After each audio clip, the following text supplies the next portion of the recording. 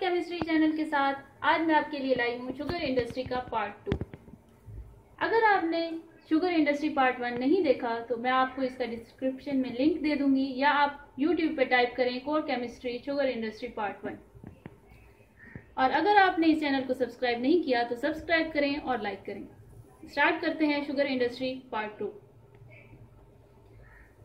पिछली वीडियो में हमने देखा था कि शुगर इंडस्ट्री के इंट्रोडक्शन में कौन कौन सी चीज़ें हैं, हिस्ट्री क्या है, रॉ मटेरियल्स, उसके मैन्युफैक्चरिंग प्रोसेसेस में किस तरह से केन को प्रिपेयर किया जाता है, किस तरह से मिलिंग की जाती है, और स्क्रीनिंग का भी प्रोसेस वहाँ पे हमने स्टडी किया।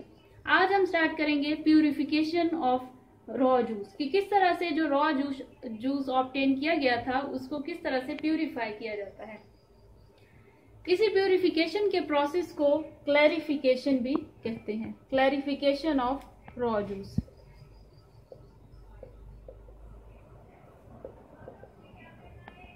क्लैरिफिकेशन ऑफ रॉ जूस में जो रॉ जूस ऑब्टेन किया था मिलिंग के बाद उसको प्यूरिफाई किया जाएगा, क्योंकि उसमें बहुत सारी इम्प्योरिटीज अभी मौजूद हैं। तो हम ये देखते हैं पहले कि जो रॉ जूस हमारे पास ऑब्टेन हुआ था स्क्रीनिंग के बाद, उसका डार्क ग्रीन कलर होता है। First of all dark green ये जो कलर है इसको क्लैरिफाई करना है, इसको खत्म करना होता है। सेकंड, ये जो जूस ऑब्टेन किया गया होता है ये एसिडिक नेचर का होता है, तो इसकी पीएच को रेज करना होता है, इसको अल्कलाइन की तरफ लेके जाना होता है। साथ ही ये टर्बिड भी होता है। टर्बिड मीन्स कि क्लाउडी मिक्सचर होता है, इसको क्लियर मिक्सचर की तरफ लेके जाना होता है। इसके बाद नेक्स्ट है, इसके अलावा इसमें और भी, इन मसाइल के अलावा इसमें और भी इम्प्योरिटीज होती हैं जिनको खत्म करना है इस क्लैरिफिकेशन के प्रोसेस में। ये इम्प्योरिटीज कौन कौन सी हो सकती हैं? सॉइल हो सकती है, protein, waxes, polysaccharide, starch, Begas का कुछ मटेरियल जो रह गया हो, या फिर इसमें रिड्यूसिंग शुगर्स जैसा कि ग्लूकोज एंड फ्रुक्टोज, ये दोनों भी प्रेजेंट हो सकते हैं। तो इन सारी चीजों को सेपरेट आउट करने के लिए क्लैरिफिकेशन का प्रोसेस किया जाता है ताकि हमें एक क्लियर जूस मिले जिसमें ये सारी इम्प्योरिटीज ना हो। क्लैरिफिकेशन के प्रोसेस में दो तरह की चीजें, दो कंपोनेंट्स यूज होते हैं इसमें। फर्स्ट वन है लाइम। लाइम को यूज किया जाता है क्लैरिफिकेशन में, और साथ ही हीट किया जाता है रॉ जूस को। इन दो कंपोनेंट्स की मदद से जूस को प्यूरिफाई किया जाता है। अब इसके फर्दर कुछ स्टेप्स हैं जिनको हम देखेंगे वन बाय वन किस तरह से क्लैरिफिकेशन का प्रोसेस होता है। नंबर 1 स्टेप है कार्बोनेटेशन।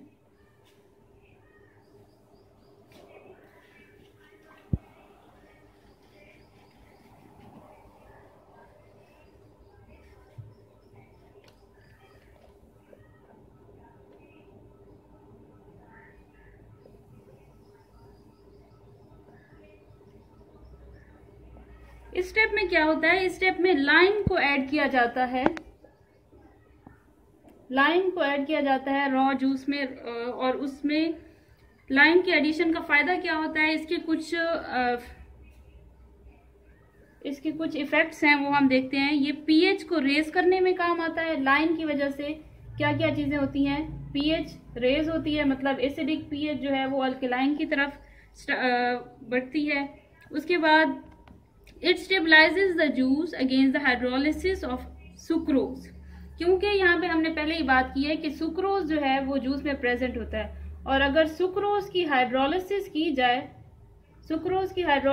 जाए तो उससे रिड्यूसिंग शुगर्स प्रोड्यूस हो सकती हैं, जैसा कि ग्लूकोज और फ्रुक्टोज। तो इस हाइड्रोलिसिस को रोकने के लिए उसमें लाइम ऐड किया जाता है ताकि ये हाइड्रोलिसिस ना हो और ये ग्लूकोज और फ्रुक्टोज में कन्वर्जन को स्टॉप किया जा सके। इसके अलावा जब हम लाइम ऐड करते हैं रॉ जूस में तो कुछ प्रेसिपिटेट्स बनते हैं। ये प्रेसिपिटेट्स रिमूव करते हैं इम्प्योरिटीज को। जो भी इम्प्योरिटीज मौजूद होती हैं रॉ जूस में, वो इन प्रेसिपिटेट्स के साथ रिमूव आउट हो जाती हैं। अब हम ये देखते हैं कि कितनी पीएच में इंक्रीज आ रहा है। जैसे हमने पहले कहा है कि पीएच इंक्रीज होती है, तो पहले जो रॉ जूस उसकी पीएच होती है वो 5.5 तक होती है। रॉ जूस की जो ओरिजिनल पीएच है वो 5.5 तक होती है। तो ये वाला जब लाइम की एडिशन होगी तो 6.7 टू 7.5 तक पीएच रेज हो सकती है। इसके साथ ही लाइम का और क्या फंक्शन है, लाइम रिएक्ट करता है फॉस्फेट के साथ। जो रॉ जूस हमने लिया होता है, जो रॉ जूस प्रेजेंट होता है, उसमें नेचुरली फॉस्फेट भी प्रेजेंट होता है। ये वाला जो फॉस्फेट है ये रिएक्ट करता है लाइम के साथ जो कि ऐड किया गया है, और जब ये लाइम फॉस्फेट के साथ रिएक्ट करता है तो कैल्शियम फॉस्फेट के कुछ प्रेसिपिटेट्स बनाते हैं। मतलब लाइम जो है वो रिएक्ट करेगा फॉस्फेट के साथ, कैल्शियम फॉस्फेट के कुछ प्रेसिपिटेट्स बनते हैं, और इनका फायदा क्या है, ये जो कैल्शियम फॉस्फेट के प्रेसिपिटेट्स हैं ये इंट्रैप करते हैं इम्प्योरिटीज को। मतलब इन्हीं प्रेसिपिटेट्स के अंदर इम्प्योरिटीज जो हैं वो इंट्रैप हो जाती हैं और बाद में उन इम्प्योरिटीज को रिमूव आउट कर दिया जाता है। एक और चीज जो हमने लाइम इसमें ऐड किया है रॉ जूस में, तो लाइम किस फॉर्म में ऐड किया जाए, कौन कौन सी फॉर्म्स में ऐड किया जा सकता है। लाइम को या तो मिल्क ऑफ लाइम की फॉर्म में ऐड किया जाएगा, मिल्क ऑफ लाइम, या फिर उसमें लाइम जूस की फॉर्म में, लाइम जूस मिक्सचर की फॉर्म में ऐड करते हैं, या तो लाइम मिल्क ऑफ लाइम या फिर लाइम जूस मिक्सचर। और इसका एडिशन का भी डिफरेंट प्रोसेसेस हो सकते हैं। मतलब इसकी एडिशन, लाइम की एडिशन रॉ जूस में बैच वाइज भी हो सकती है। मतलब एक बैच में उसको डाला, उसमें कुछ रिएक्शन करवाया, फिर उसको रिमूव आउट कर लिया, या फिर कंटिन्यूअस एडिशन भी हो सकती है लाइम की। दो तरह की एडिशन, दोनों तरह की इसमें पॉसिबल है। यहाँ पे एक और रिएक्शन है लाइम का कार्बन डाइऑक्साइड के साथ। इसमें क्या होता है, इस प्रोसेस में कार्बन डाइऑक्साइड ऐड की जाती है और लाइम को ऐड किया जाता है, और दोनों आपस में रिएक्ट करते हैं।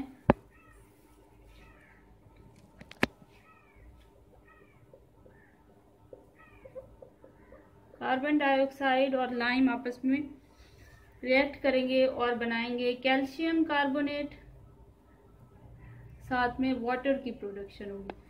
तो ये जो प्रेसिपिटेट्स बनेंगे कैल्शियम कार्बोनेट के, ये इम्प्योरिटीज को इंट्रैप करेंगे, उनको रिमूव करवाने में हेल्प आउट करेंगे। और ये जो सारा प्रोसेस ये वाला हो रहा है कार्बन डाइऑक्साइड वाला, ये कार्बोनेटेशन टैंक में हो रहा होता है, उस टैंक में ये प्रोसेस परफॉर्म किया जा रहा होता है। अब लास्ट में, इस प्रोसेस के लास्ट में हम देखते हैं कि ये जो प्रोसेस हो रहा है इसके फायदे क्या हैं, इसमें कौन कौन से आउटकम, आउटपुट्स आए हैं हमारे पास। एक तो ये हुआ है कि इंक्रीज हुई है अल्कलैनिटी। इस प्रोसेस के एंड पे जो पीएच है वो इंक्रीज हो जाती है, अल्कलाइन हो जाता है सोल्यूशन। उसके बाद ही कैल्शियम कार्बोनेट जो डाला जाता है, जो कैल्शियम कार्बोनेट की फॉर्मेशन हो रही थी अभी थोड़ी देर पहले हमने देखा, कैल्शियम कार्बोनेट की फॉर्मेशन जो है इसका ये फायदा है कि इट एब्जॉर्ब्स कलर, जो डार्क ग्रीन या डार्क ब्राउन कलर होता है वो एब्जॉर्ब हो जाता है, लाइट कलर जूस का ऑब्टेन हो जाता है। और जब भी पीएच इंक्रीज होती है, अल्कलैनिटी जब भी इंक्रीज होगी तो ये डिस्ट्रॉय कर देगी फ्रुक्टोज और ग्लूकोज को। It destroys fructose and glucose, जिसका क्या फायदा है कि फ्रुक्टोज और ग्लूकोज एलिमिनेट हो जाएंगे जूस में से और हमारे पास प्योर सुक्रोज का सोल्यूशन प्रेजेंट होगा। इसके साथ ही जो हीटिंग का प्रोसेस है उसका क्या फायदा है, अगर हम हीट करते हैं उस लाइम जूस को तो प्रोटीन्स जो प्रेजेंट होती हैं जूस में वो कोएगुलेट करती हैं, और जो मड होती है वो भी सेपरेट आउट हो जाती है। मड को सेपरेट आउट कैसे करते हैं, सेडिमेंटेशन। सेडिमेंटेशन एक प्रोसेस होता है जिसमें जो हैवी पार्टिकल्स हैं, हैवी सब्सटेंसेस हैं, वो टैंक के नीचे सेडिमेंट आउट, मतलब सेडिमेंट्स की फॉर्म में आ जाते हैं, और इस प्रोसेस में जो मड है उसको इसी प्रोसेस के थ्रू सेपरेट आउट कर लिया जाता है और फिर हमारे पास क्लियर जूस आ जाता है। इस प्रोसेस के बाद जो क्लियर जूस हमारे पास आएगा, शुगर सोल्यूशन जो आएगा, उसमें तकरीबन 85% वाटर प्रेजेंट होता है। इसके बाद नेक्स्ट जो प्रोसेस है क्लैरिफिकेशन का वो है फॉस्फोटेशन।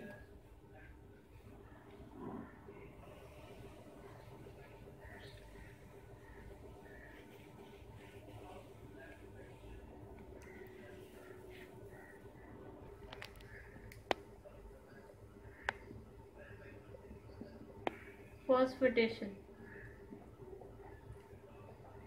जैसा कि मैंने आपको पहले बताया कि केन शुगर जो है, शुगर केन में ओरिजिनली नेचुरली केन शुगर में फॉस्फेट प्रेजेंट होता है, लेकिन कुछ ऐसे जूसेस होते हैं जिसमें फॉस्फेट की अगर रिक्वायर्ड अमाउंट प्रेजेंट नहीं है तो वो रिएक्शन को प्रोसीड होने में उसमें दुश्वारी हो सकती है। इस वजह से इसमें फॉस्फोरिक एसिड को ऐड किया जाता है। फॉस्फोरिक एसिड की जो एडिशन है यहाँ पे, इसका क्या काम है, एक तो ये क्लेरिफाई करेगा सिरप को, जो सिरप वो जूस है जो कि हमें रॉ जूस है जो कि अभी हमारे पास है उसको हम कहेंगे सिरप। फॉस्फोरिक एसिड का ये काम है कि ये क्लेरिफाई करेगा जूस को, उसका जो डार्क कलर है उसको खत्म करेगा और साथ ही ये लाइम के साथ रिएक्ट करेगा और इनसॉल्युबल जो इम्प्योरिटीज हैं उनको खत्म करने की कोशिश करेगा। जो इनसॉल्युबल इम्प्योरिटीज होती हैं, जब वो इस रिएक्शन के बाद इनसॉल्युबल इम्प्योरिटीज जो हैं वो सरफेस पे आ जाती हैं। अगर हम इस तरह से करें कि एक टैंक है तो इनसॉल्युबल इम्प्योरिटीज उसकी सरफेस पे आ जाती हैं और ये इनसॉल्युबल इम्प्योरिटीज फ्लोट करने लग जाती हैं सरफेस पे, जूस की सरफेस पे, और फिर बाद में इनको स्किमिंग के थ्रू रिमूव आउट कर दिया जाता है। और इसका फायदा ये होता है कि जूस भी क्लैरिफाई हो जाता है और टर्बिडिटी भी खत्म हो जाती है। इसके बाद एक और प्रोसेस है जिसका नाम है सल्फिटेशन। सल्फिटेशन का जो प्रोसेस है वो हर जगह पे नहीं होता, बहुत कम जगहों पे सल्फिटेशन का प्रोसेस किया जाता है। हम इसको शॉर्टली देखेंगे कि इस प्रोसेस में क्या होता है। सल्फिटेशन में सल्फर गैस को ऐड किया जाता है, सल्फर डाइऑक्साइड को। सल्फिटेशन के प्रोसेस में सल्फर डाइऑक्साइड को ऐड किया जाता है जूस में। इसके कुछ एडवांटेजेस भी हैं और कुछ डिसएडवांटेजेस भी हैं। इसका एक एडवांटेज ये है कि ये कलर को रिड्यूस करता है, मतलब कलर जो है, जो डार्क कलर है उसको रिड्यूस करता है, क्लेरिफाई करता है जूस को, इस तरह से भी हम कह सकते हैं। और साथ ही इसका जो डिसएडवांटेज ये है कि जब भी ये वाला जो जूस होगा जिसमें सल्फर प्रेजेंट होगा, इसको एवापोरेटर की तरफ लेके जाया जाएगा। जब हम इसको एवापोरेटर में ले जाएंगे तो एवापोरेटर के अंदर स्केलिंग प्रॉब्लम कर सकता है। ये स्केलिंग प्रॉब्लम हो सकती है, मतलब उसके अंदर जो है वो डेपोजिशन हो सकती है, जिसकी वजह से एवापोरेशन का जो मशीनरी होगी उसके खराब होने का खतरा है। इसके बाद हम नेक्स्ट प्रोसेस की तरफ चलते हैं जो कि है एवापोरेशन। अब हमारे पास जो जूस है उसमें तकरीबन 85% वाटर है और वो हमारे पास एक सिरप की फॉर्म में है। उसको एवापोरेट करना है ताकि उसमें से मैक्सिमम वाटर को रिमूव आउट करें और हमारे पास सिर्फ सुक्रोज शुगर प्रेजेंट हो। एवापोरेशन,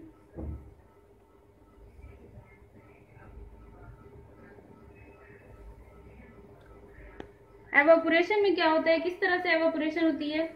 जो हमारे पास क्लेरिफाइड जूस आया था उसमें तकरीबन 85% वाटर प्रेजेंट है। अब वो वाला जूस हमने एवापोरेटर्स में ऐड करना है। एवापोरेटर किस तरह से होते हैं, एवापोरेटर 3 to 4 एवापोरेटर्स एक साथ जो है वो अटैच्ड होते हैं और ये मल्टीपल इफेक्ट एवापोरेटर का काम करते हैं। मतलब यहाँ पे मल्टीपल, इस चीज को हम कहते हैं मल्टीपल इफेक्ट एवापोरेटर। इस बात का ये मतलब है कि हम जब फर्स्ट एवापोरेटर में हीट ऐड करेंगे, वहां पे हम हीट प्रोवाइड करेंगे, तो उसमें जो जूस होगा वो वहां पे बॉयल होगा और उसमें से वाटर का रिमूवल होगा। यही हीट जो है ये फिर हम सेकंड वाले में ट्रांसफर करेंगे, ये थर्ड वाले में भी यही वाली हीट आएगी और फोर्थ वाले में भी। तो यहाँ पे जो है वो वैक्यूम चैम्बर्स होते हैं असल में, तो उसमें से हीट पास हो जाती है और एक से दूसरे चैम्बर में, एक से दूसरे एवापोरेटर में हीट फ्लो कर रही होती है। तो इसका फायदा ये है कि हमें हीट कम देनी पड़ती है, और मल्टीपल इफेक्ट एवापोरेटर जो है इसका नाम हो जाता है। यहाँ पे 4 बॉइलिंग सेल्स होते हैं जो कि अरेंज होते हैं इस तरह से सीरीज में, और फिर एक का जो वेपर होगा वो दूसरे में ट्रांसफर हो जाता है, दूसरे का तीसरे में, और इस तरह से जूस जो है वो बॉयल हो जाता है। और इसके साथ एक और चीज कि जैसे जैसे ये हम बढ़ते जाते हैं नेक्स्ट कॉलम में या नेक्स्ट सेल में, मतलब ये फर्स्ट 1 सेल था, यहाँ पे भी वैक्यूम प्रेजेंट है, ये सारे सेल्स में वैक्यूम प्रेजेंट है, लेकिन जिस तरह से हम आगे फॉरवर्ड जाएंगे तो जो इनका वैक्यूम है वो इंक्रीज होता जाएगा। मतलब ये वाले जो आगे वाले सेल्स हैं, आगे वाले एवापोरेटर्स हैं, इनका जो प्रेशर है वो बहुत ज्यादा कम होगा फर्स्ट 1 के मुकाबले में। यहाँ पे वैक्यूम इंक्रीज होता जाएगा। यहाँ पे जो एवापोरेशन हो रही है तो तकरीबन 2/3 वाटर टोटल में से रिमूव हो जाता है। जैसे हमने पहले कहा है कि 85% वाटर है, तो उसमें से 2/3 वाटर रिमूव हो जाता है एवापोरेटर्स में से पास होने के बाद। और हमारे पास जो सिरप बचता है यहाँ पे एवापोरेशन से एंड पे, जो हमारे पास सिरप बचेगा उसमें 65% सॉलिड सुक्रोज होता है, मतलब सॉलिड मटेरियल होता है, और 35% वाटर बच जाता है। मतलब जो पहले 85% वाटर था अब वो कम होके 35% पे आ जाता है। इस तरह से एवापोरेशन का प्रोसेस होता है। नेक्स्ट हमारे पास है क्रिस्टलाइजेशन। एवापोरेशन जब हो चुकी होती है तो अब शुगर जो है सुक्रोज, उसके क्रिस्टल्स बनने होते हैं शुगर के।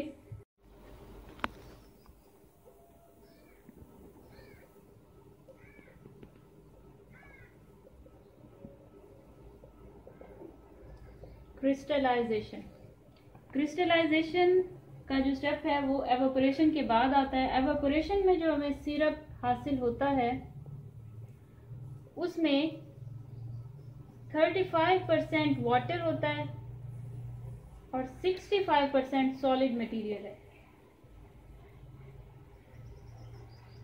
तो क्रिस्टलाइजेशन का जो स्टेप है ये, इसमें क्या होगा, क्रिस्टल्स की फॉर्मेशन होगी, जो सुक्रोज है उसके क्रिस्टल्स बनेंगे।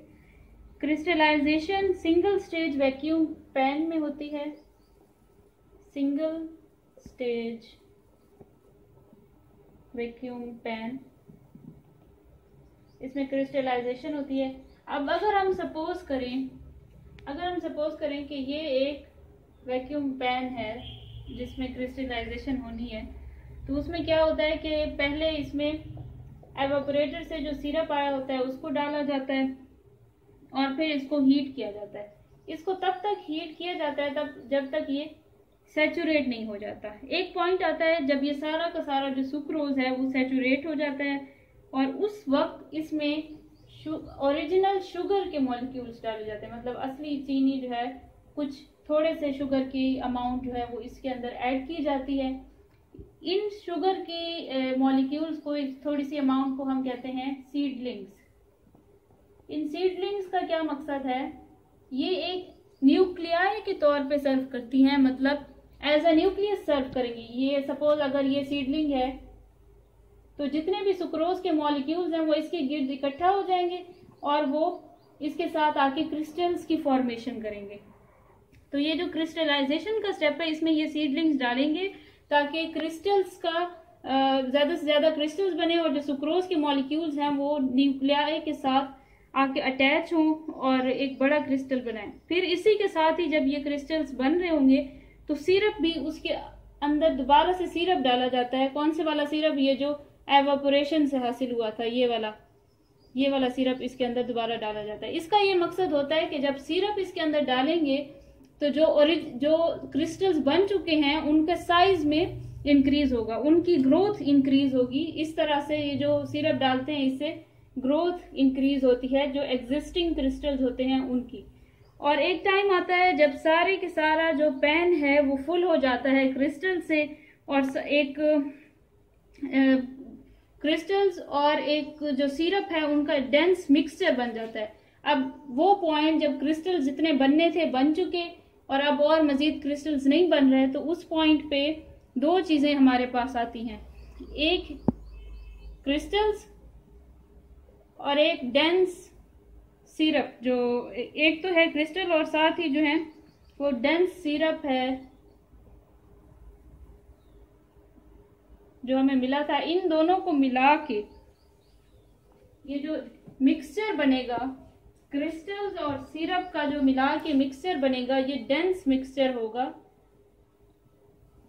इस मिक्सचर को हम कहते हैं मेसिकॉइट।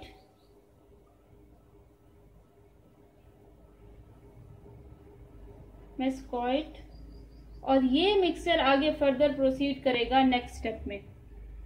अब यहाँ पे ये जो डेंस मिक्सचर है, इनको इस डेंस मिक्सचर को कहाँ लेके जाया जाएगा? इसको क्रिस्टलाइजर्स में डाला जाएगा। क्रिस्टलाइजर्स में इसको डालेंगे और क्रिस्टलाइजर्स जो है वहां पे क्या होगा, इन क्रिस्टल्स की और ये जो डेंस मिक्सचर है इसको कूलिंग का प्रोसेस होगा और इसको स्टिरिंग भी की जाएगी, मतलब स्लोली स्टिरिंग होगी और कूलिंग का प्रोसेस होगा और एक कूल लिक्विड, डेंस लिक्विड हमें ऑब्टेन हो जाएगा। इसके साथ ही क्रिस्टलाइजेशन का जो स्टेप है वो खत्म हो जाता है।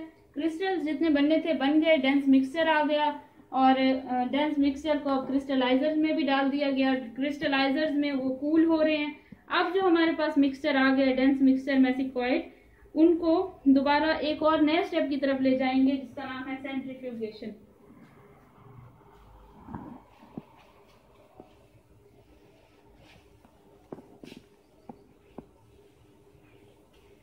नेक्स्ट स्टेप है सेंट्रीफ्यूगेशन।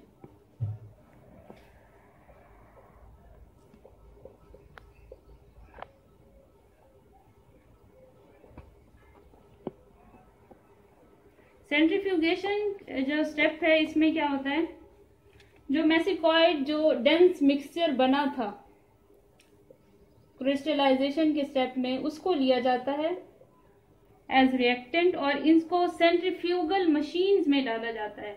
अब यहाँ पे क्योंकि ये सेंट्रीफ्यूगेशन का स्टेप है तो इसमें सेंट्रीफ्यूगेशन मशीन्स यूज हो रही हैं।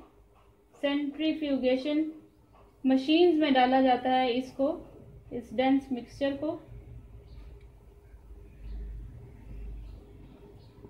और उन मशीन्स में ये सेंट्रीफ्यूग होगा। मतलब ये यहाँ पे इन मशीन्स में होगा क्या, बेसिकली इनका मकसद ये है कि वो जो डेंस मिक्सचर ऑब्टेन हुआ था उसमें दो तरह की चीजें थी, क्रिस्टल्स भी मौजूद थे और क्रिस्टल्स के साथ मदर लिकोर, मतलब हम इसको ऐसे कह सकते हैं कि इस मिक्सचर के अंदर क्रिस्टल्स भी हैं और सिरप भी है।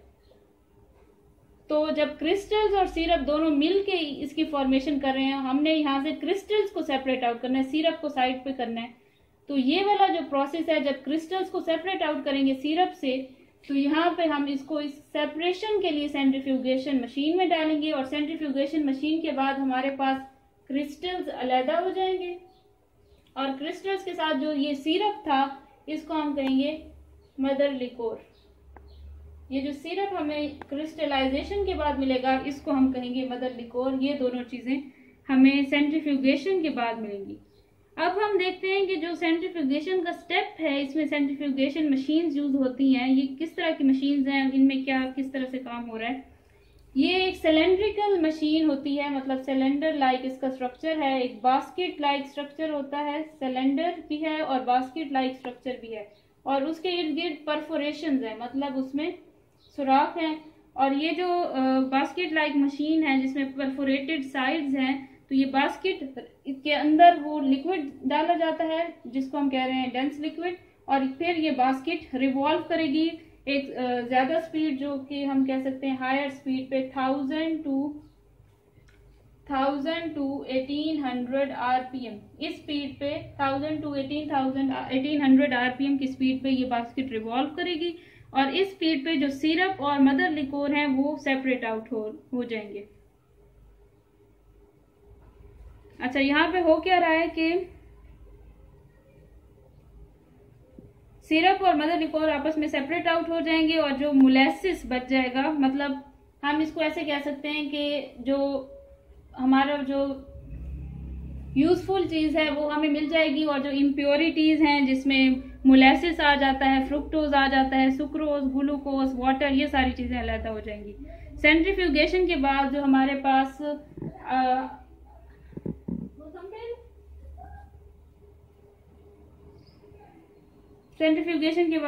पास आएगा मिक्सचर, उसमें क्या होगा कि ग्रेन्यूल्स बनेंगे शुगर के। सबरी जातू पॉज न कर, इतु काट के सब पॉज न करियो, न कर।